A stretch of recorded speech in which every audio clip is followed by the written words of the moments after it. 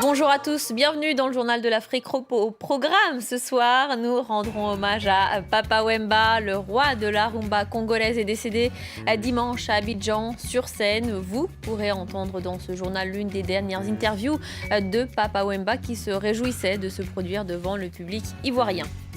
Nous irons au Burundi. Le général Atanas Kararouza a été tué lors d'une attaque lundi matin. Son épouse a également perdu la vie. D'autres personnalités burundaises ont été visées ce dimanche par des opérations commando. La présidence burundaise dénonce des attaques en vue de diviser l'armée et la police. Et puis, c'est aujourd'hui la journée mondiale contre le paludisme. Nous irons à la rencontre d'une start-up burkinabé qui a mis au point un savon afin de lutter contre les moustiques porteurs de la maladie. Reportage dans ce journal. La tristesse s'est emparée des Congolais au lendemain de la mort de Papa Wemba, l'enfant du pays, roi de la rumba et prince de la SAP, s'est effondré en plein concert à Abidjan. Depuis, les hommages se multiplient. Je vous propose d'écouter celui de Koffi Olomidé, autre grande star congolaise proche de Papa Wemba. Il y a des gens qu'on ne peut pas imaginer morts. Lui fait partie de ces gens-là. C'est quelqu'un qui est présent dans toutes les maisons en Afrique. Il n'y a personne qui n'a pas un jour écouté sa voix. Et il ne pourra pas disparaître. Personnellement, il sera toujours vivant dans mon cœur. Papa Wemba mérite un deuil au niveau africain, beaucoup plus que beaucoup de gens de la politique qui ont été honorés de cette façon-là. Papa Wemba un jour m'a dit qu'il aurait aimé mourir sur scène. C'est un fou de la musique, il aimait les belles mélodies, il aimait les belles nuances, les envolées lyriques. Et il y a lieu de lui dire bravo, il a réussi. Quelle belle mort, si j'ose dire. On va revenir sur l'émotion en Côte d'Ivoire, mais aussi au sein de la population congolaise. Mais d'abord, je vous propose d'écouter l'une des dernières interviews de Papa Wemba et ces mots qui prennent une toute autre dimension aujourd'hui. Écoutez, c'était à son arrivée à Abidjan pour le Festival des musiques urbaines. Nous allons faire la fête ensemble, jusqu'au bout. C'est comme qui dirait jusqu'à la dernière goutte. C'est Papa Wemba, celui-là qui défend valablement à l'extérieur et à l'intérieur du continent la musique africaine.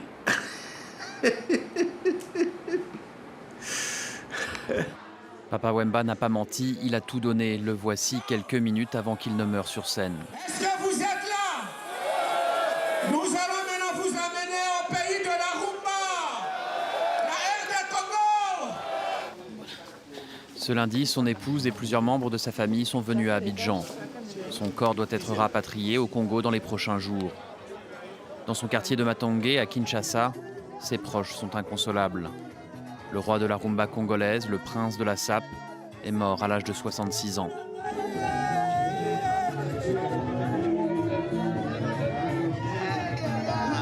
Le souvenir d'un grand artiste, un musicien de renommée internationale, que tout le monde doit pleurer aujourd'hui, que toute l'Afrique doit pleurer. L'une de ces chansons, c'était la chanson Mère supérieure, qui a fait la pluie et le beau temps dans la ville, un peu partout dans le pays. De l'autre côté du fleuve, à Brazzaville, l'émotion est tout aussi forte. Il n'a jamais chanté des chansons obscènes, de Papa Wemba. C'est un grand musicien qui est parti, mais c'est un grand trou pour l'Afrique. Parce que quand même, c'est un grand baobab pour l'Afrique. Donc l'Afrique vient de perdre une grande star. Donc je suis vraiment émotionnée. Lorsque sa dépouille arrivera à Kinshasa, on s'attend à ce qu'une gigantesque marée humaine vienne lui rendre un dernier hommage. Dans le reste de l'actualité, les affrontements interethniques ont repris ce week-end à Gambeya, dans l'ouest de l'Éthiopie. 14 personnes ont été tuées et des membres de MSF et des Nations Unies ont été visés par des manifestants. Les violences ont éclaté lorsqu'un véhicule d'une ONG conduit par un chauffeur éthiopien a renversé 2 enfants de l'ethnie Nouer dans le camp de réfugiés sud-soudanais. Les explications de notre envoyé spécial au camp de Gambela, Karim Lebourg.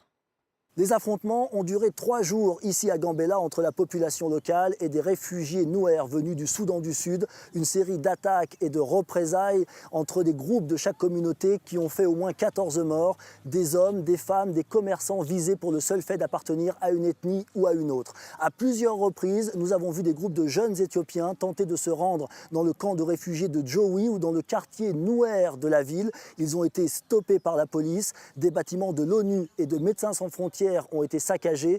Les manifestants accusent les humanitaires de soutenir la population Nouer. Ils disent qu'ils se sentent menacés par l'afflux de réfugiés venus du Soudan du Sud. Ils disent craindre que les Nouer ne viennent submerger cette ville de Gambela qui accueille 300 000 réfugiés du Soudan du Sud. C'est presque autant que l'ensemble de la population de la ville. Les tensions se sont considérablement aggravées ces dernières semaines, conséquence du conflit au Soudan du Sud qui déborde maintenant sur le territoire éthiopien. Les attaques ciblées se poursuivent au Burundi. Un officier des renseignements et le ministre en charge des droits de l'homme ont réchappé de peu à la mort dimanche. Le général Kararouza, lui, n'a pas survécu. Il a été la cible d'un groupe armé devant un lycée de Bujumbura alors qu'il y déposait sa fille. Le conseiller du premier vice-président burundais et son épouse sont morts dans cette attaque. Le sort de la jeune fille reste incertain. Je vous propose d'écouter la réaction du directeur du lycée. Je crois qu'il faut une réconciliation véritable pour qu'on ne voit plus des choses comme ça qui se passent. Et je voudrais aussi tranquilliser les parents, les élèves et les enseignants. J'espère qu'une affaire comme ça ne va pas recommencer, ni ici ni ailleurs. Puis sachez que Fatou Bensouda, la procureure de la CPI, a annoncé l'ouverture d'un examen préliminaire sur les violences commises au Burundi depuis avril 2015. Il s'agit là d'une étape préalable avant l'ouverture d'une enquête. Au Kenya, des leaders de l'opposition et leurs partisans ont été dispersés par la police qui a fait usage de gaz lacrymogène lundi. Parmi les manifestants se trouvait notamment l'ancien Premier ministre Raila Odinga, battu lors de la présidentielle de 2013. Les protestataires ont tenté d'entrer dans les locaux de la commission électorale. Ils remettent en question sa neutralité et demandent sa dissolution. En Guinée équatoriale, le président Obiang Nguema est en passe d'être réélu. Le scrutin présidentiel s'est tenu ce dimanche encadré de très près par les forces de sécurité. Les résultats sont attendus jeudi, mais selon le ministre de l'Intérieur, le chef de l'État est en tête dans la quasi-totalité des régions du pays. Le front de l'opposition démocratique avait appelé à boycotter l'élection en estimant que toutes les conditions étaient réunies pour des fraudes. Âgé de 73 ans, Teodoro Obiang Nguema est arrivé au pouvoir en 1979 en renversant son oncle Francisco Macias Nguema. Lutter contre la malaria à l'aide d'un savon, c'est l'idée de 2 étudiants, l'un burkinabé, l'autre burundais. Ils ont mis au point le Faso Soap qui éloigne les moustiques pendant plusieurs heures. Une bonne nouvelle pour les ONG qui luttent contre l'épidémie de paludisme. Le reportage de Gary Schimmelbauer et Jean Barrère. Et si ce savon pouvait sauver des milliers de vies? C'est en tout cas le pari de la start-up baptisée Faso Soap. Son idée, développer un produit d'usage courant, efficace contre les moustiques.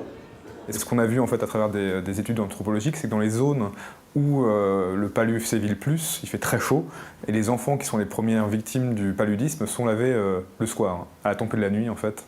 Donc on veut utiliser, rebondir en fait sur des habitudes d'hygiène corporelle qui existent en fait pour prévenir le paludisme. C'est à partir de ce constat que s'est montée il y a 2 ans l'entreprise au Burkina Faso. Elle cherche désormais à créer le savon qui sera le plus efficace pour lutter contre le paludisme. Et si le savon que tous les Africains utilisent chaque jour pouvait laver et éloigner les moustiques? Mais le savon parfait n'existe pas encore. Les recherches se poursuivent. Avec les cobayes vont utiliser ce savon traditionnellement, vont se laver avec et vont devoir passer en fait leurs mains dans une cage à moustiques pour étudier en fait le nombre de moustiques qui se rapprochent de la main et le nombre de moustiques qui restent en fait sur la main. Ça, on fait ça toutes les heures, pendant 8 à 9 heures. Et on arrive à documenter ainsi l'efficacité du savon anti-moustique. Pour Médecins sans frontières, les anti-moustiques classiques restent difficiles d'accès pour les Africains. Ça reste quand même des produits qui coûtent cher. Avoir la possibilité d'acheter un spray et de se sprayer tous les soirs au moment d'aller se coucher et de dormir sous une moustiquaire, c'est ça qui ferait aussi diminuer la transmission de la maladie. En misant sur un produit simple et peu coûteux, Faso-Sop a déjà récolté 30 000 € sur Internet et espère sauver 100 000 vies en 2 ans. Un peu de musique pour finir avec un hommage que le Journal de l'Afrique veut rendre au roi de la rumba congolaise. Papa Wemba était venu chez France 24 en coulisses. Il nous avait fait l'honneur de nous chanter l'une de ses compositions. On se quitte donc avec la voix et la poésie de Papa Wemba.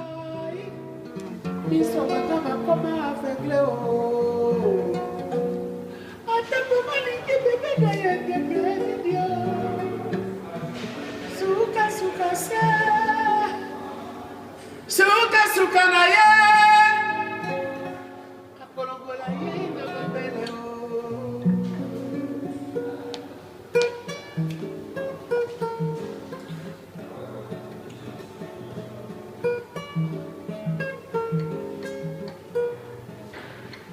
Dielo dileo prema etrublaka motena o Sakina lali batata se ayo Depuis au Lipacaï, puis son maman comment aveugle oh. Attends maman qui bébé de idiot. Suka suka se kolongola ye na mabele.